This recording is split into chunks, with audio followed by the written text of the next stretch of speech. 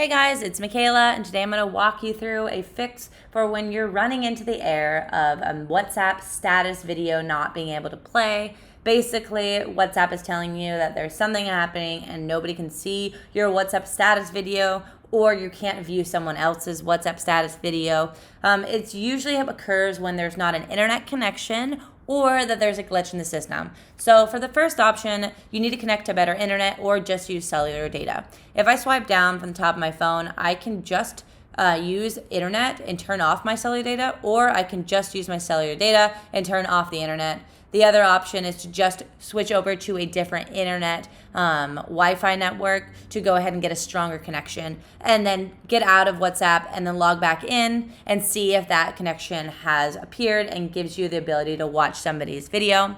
If that's still not working, then what you want to do is reset the app. We're going to go to settings in our phone, and then we're going to go to general.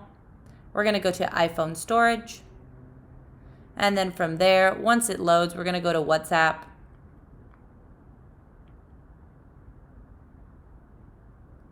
You're going to click on WhatsApp, and you're going to hit offload app, offload app.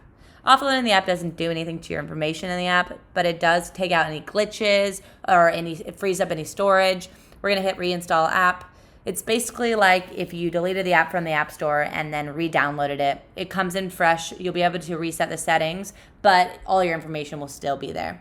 Once that's done, that should clear up any of the glitches. You'll be able to log back into WhatsApp and be able to see those status videos.